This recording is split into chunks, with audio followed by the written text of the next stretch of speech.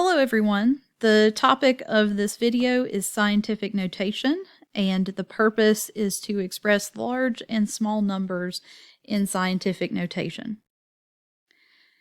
So, scientific notation is going to have two parts. It has what's called a coefficient and a power of 10. The coefficient must be at least 1 but less than 10. So we're looking at integers 1 through 9, basically. And that is the number that needs to be to the left of the decimal place here. So that number must be a number between 1 and 9. The power of 10, you can either have positive exponents or negative exponents. If you have a positive exponent, like in this example, that's going to indicate that the actual number is greater than 1. So you have a very large number. So when you see a positive exponent, think large number. Okay, and then a negative exponent on the opposite end is going to be a number between 0 and 1. So a negative exponent is going to indicate that you have a very small number.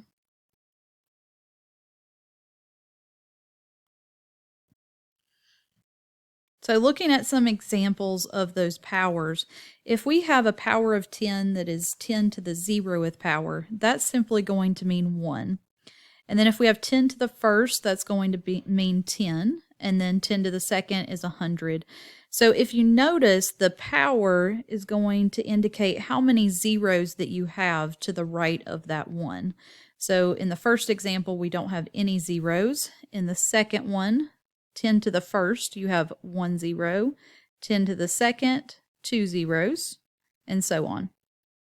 Okay, so again, those positive exponents are going to represent larger numbers. And then if we look at negative powers, so like 10 to the negative 1, that's going to indicate a number between 0 and 1. So we're getting towards 1/10, 100th, and 1,000th. The negative 1 means that decimal place, the 1 is going to be right next to it. So you have 1 decimal place to the right. If you have a 10 to the negative 2, notice that goes out 2 decimal places. 10 to the negative 3 will go out 3 decimal places, and so on.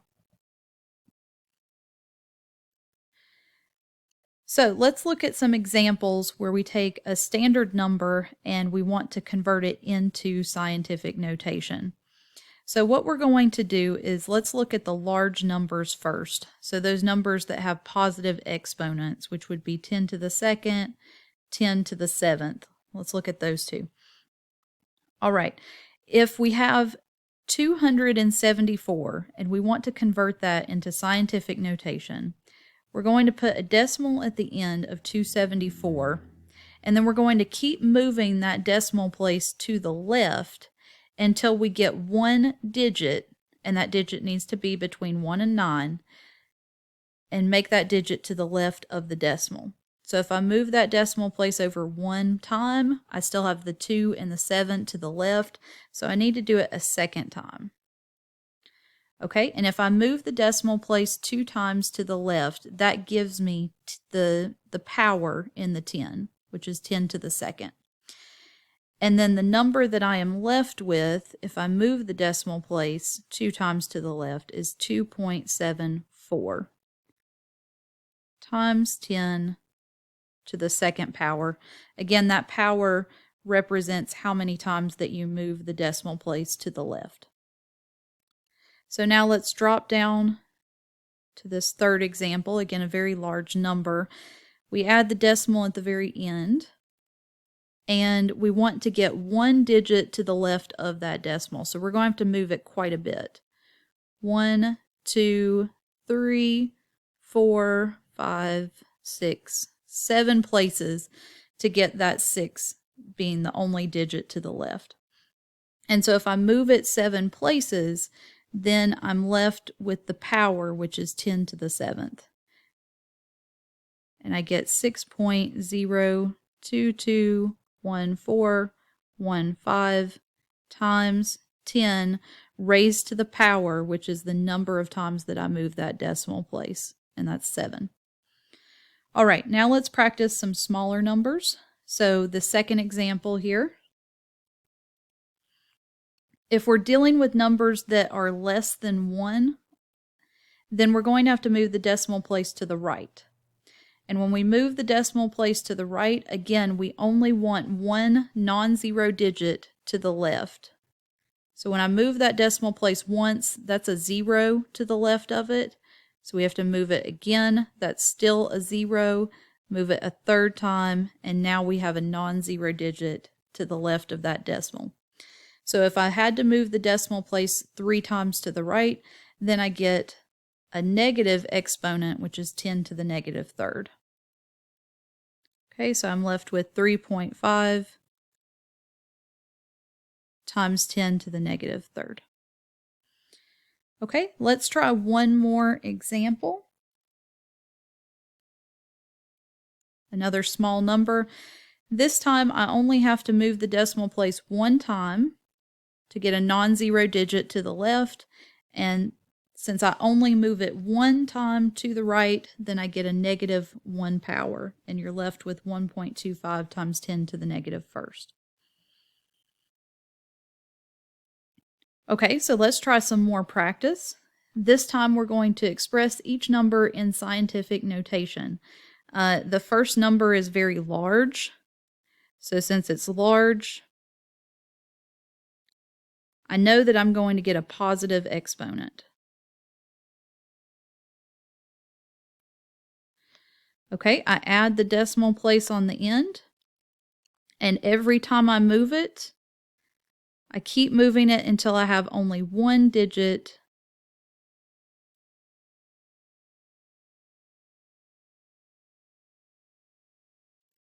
to the left of that decimal, which is the 6. And then I have to count how many humps that I use. So that was 1, 2, 3, 4, 5, 6, 7, 8, 9, 10. So since I moved the decimal place to the left 10 times, then I know that my exponent is going to be 10 raised to the 10th power. And the number that I'm left with, I do not have to include all those zeros, and we'll talk about that more when we get to significant figures. I only need to include the 6.7. So I get 6.7 times 10 to the 10th. Okay, in example B, still a number that's larger than 1, so we're going to get a positive exponent again.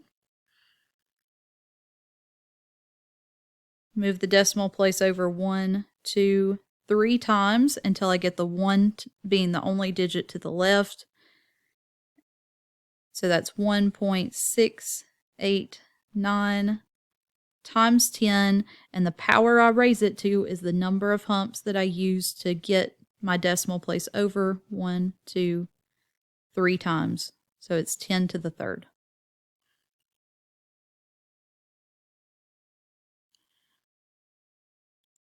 Okay, now we're looking at small numbers. So in this set of examples, we are going to look at numbers that are smaller than 1, between 0 and 1, and this time we will be moving the decimal place to the right. So again, I want to keep moving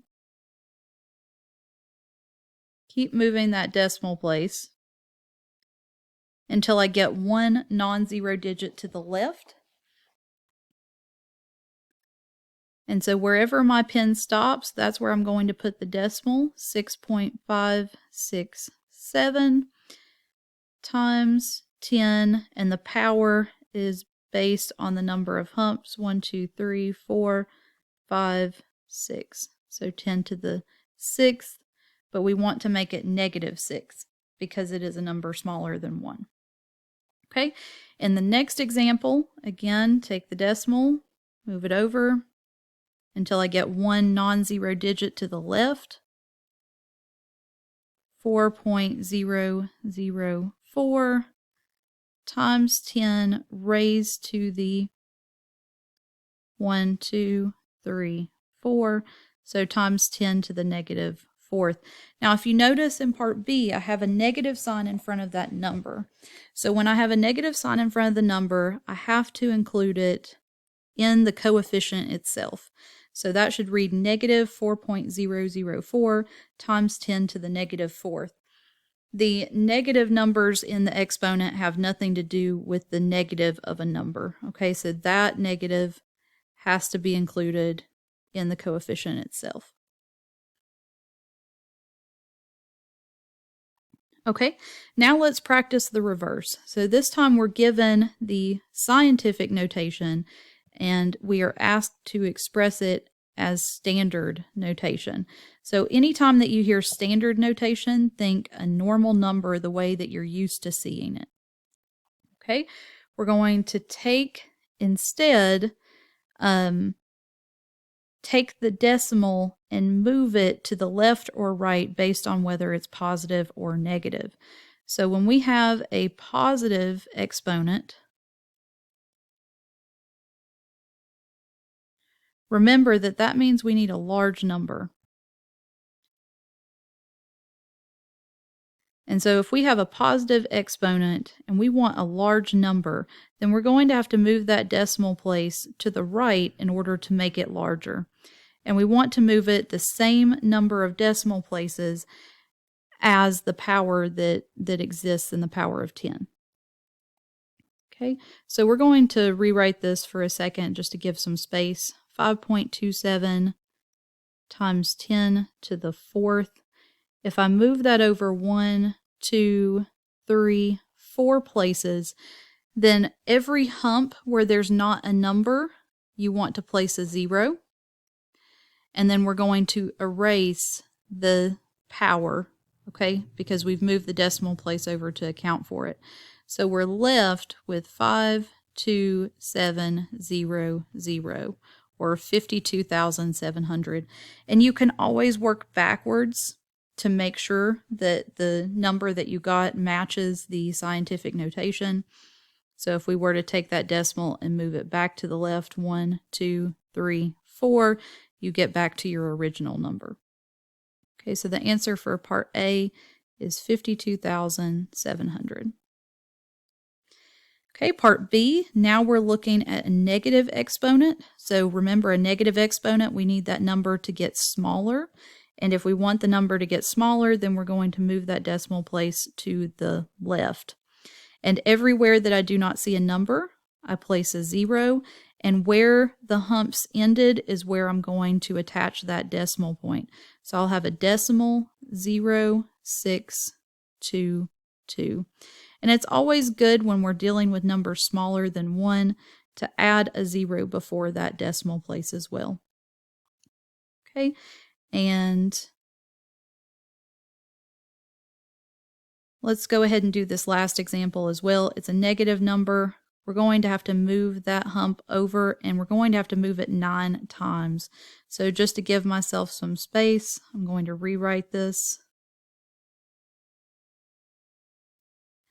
Move it 9 times. 1, 2, 3, 4, 5, 6, 7, 8, 9.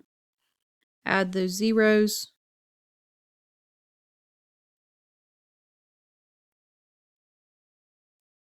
And again, if you want to check yourself,